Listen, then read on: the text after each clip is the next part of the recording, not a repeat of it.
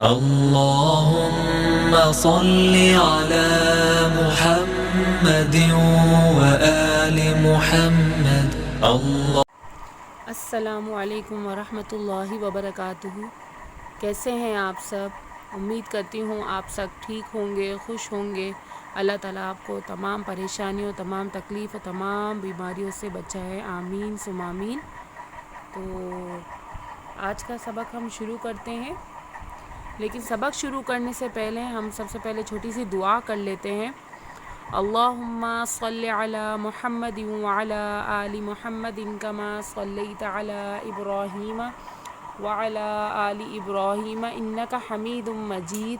اللہم بارک علی محمد وعلی آل محمد کما بارکت علی ابراہیم وعلی آل ابراہیم انک حمید مجید۔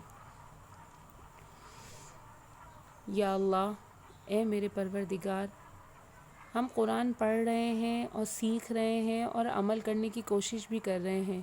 یا اللہ، ہماری ان تمام کوششوں کو اپنے بارگاہ الہی میں قبول فرما لیجئے۔ یا اللہ، ہمیں قرآن پڑھنے کی اور قرآن سیکھنے کی اور قرآن پر عمل کرنے کی اور قرآن کو آگے تک پہنچانے کی ہدایت نصیب فرمائے، آمین ثم آمین۔ تو چلیے آج کا سبق شروع کرتے ہیں۔ سب سے پہلے تلاوت کر لیتے ہیں۔ اعوذ باللہ من الشیطان الرجیم، بسم اللہ الرحمن الرحیم۔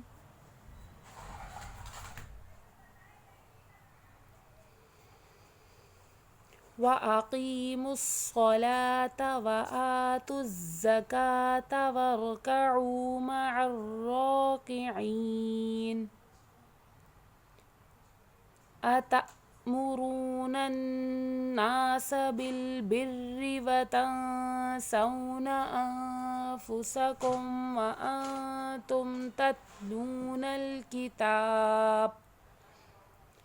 تتلون الكتاب أفلا تعقلون۔ واستعینوا بالصبر والصلاة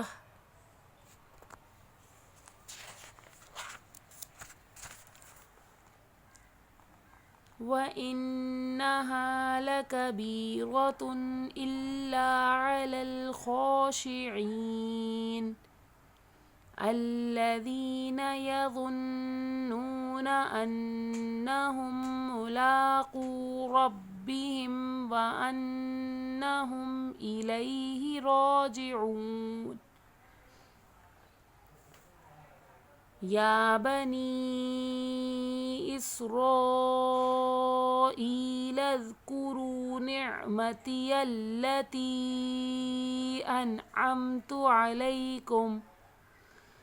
أنعمت عليكم وأني فضلتكم على العالمين۔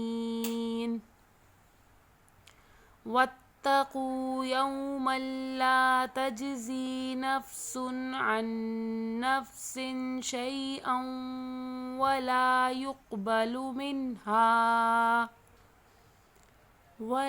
يقبل منها شفاعة ولا يؤخذ منها عدل ولا هم ينصرون۔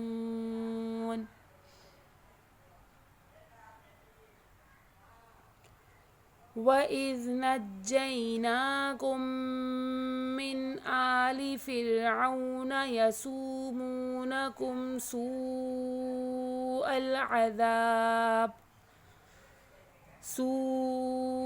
الْعَذَابِ يُذَبِّحُونَ أَبْنَاءَكُمْ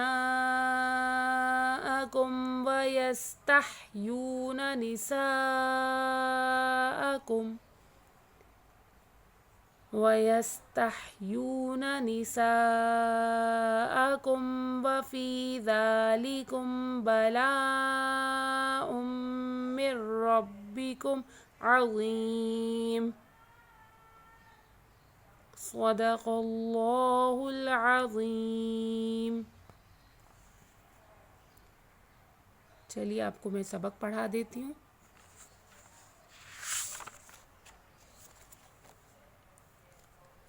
تو میں آپ کو سبق پڑھاتی ہوں، آپ میرے پیچھے پیچھے پڑھیے، پھر اس کے بعد ترجمہ و تفسیر پڑھیں گے. بسم اللہ الرحمن الرحیم. وَأَقِیمُوا الصَّلَاةَ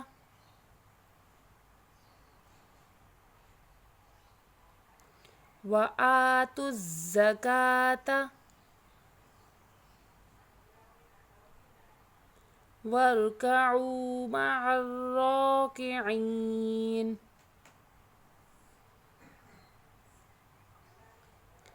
أَتَأْمُرُونَ النَّاسَ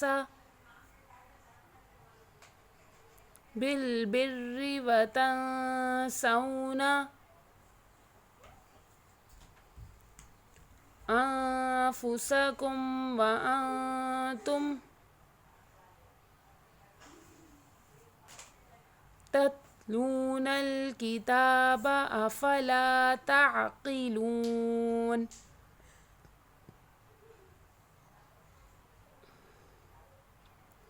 وَاسْتَعِینُوا بِالصَّبْرِ وَالصَّلَاةِ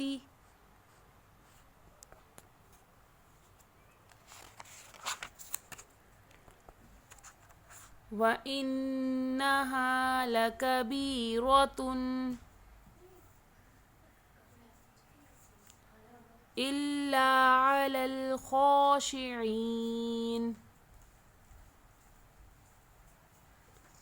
الَّذِینَ یَظُنُّونَ أَنَّهُم مُّلَاقُو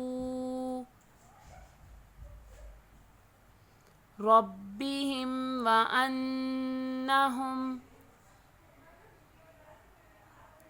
إِلَیْهِ رَاجِعُونَ.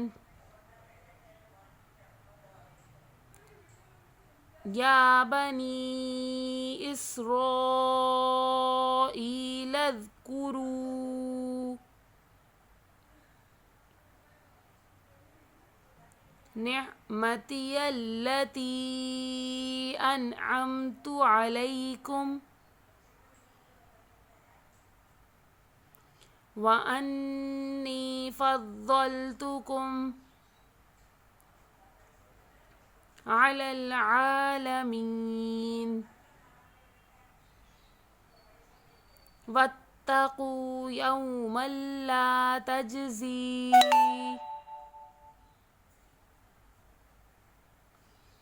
نفس عن نفس شیئا ولا يقبل منها شفاعة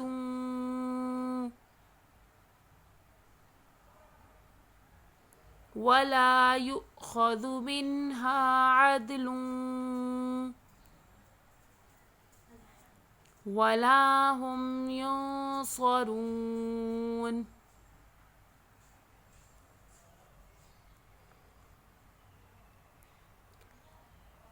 وَإِذْ نَجَّيْنَاكُمْ مِنْ آلِ فِرْعَوْنَ يَسُومُونَكُمْ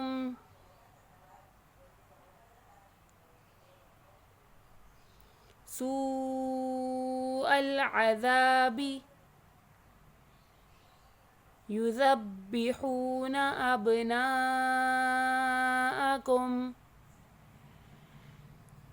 وَيَسْتَحْيُونَ نِسَاءَكُمْ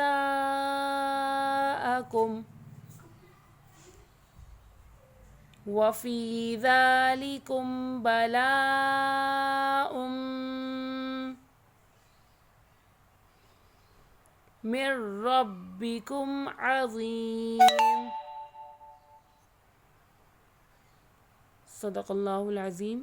امید کرتی ہوں آپ نے اچھے سے سبق پڑھا ہوگا، اور اگر آپ کو پھر بھی کچھ سمجھ نہیں آیا یا پھر بھی آپ کو نہیں پڑھنا آیا تو پھر آپ مجھے کامنٹ باکس میں کامنٹ کریں، تاکہ پھر میں آپ کو اور اچھے سے سمجھا سکوں اور اچھے سے پڑھا سکوں.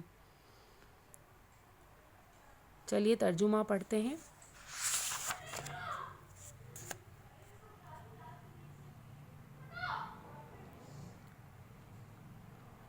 نماز قائم کرو، زکوٰۃ دو، اور جو لوگ میرے آگے جھک رہے ہیں ان کے ساتھ تم بھی جھک جاؤ۔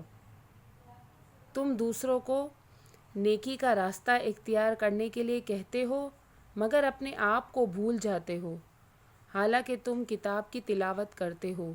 کیا تم عقل سے بالکل ہی کام نہیں لیتے؟ صبر اور نماز سے مدد لو۔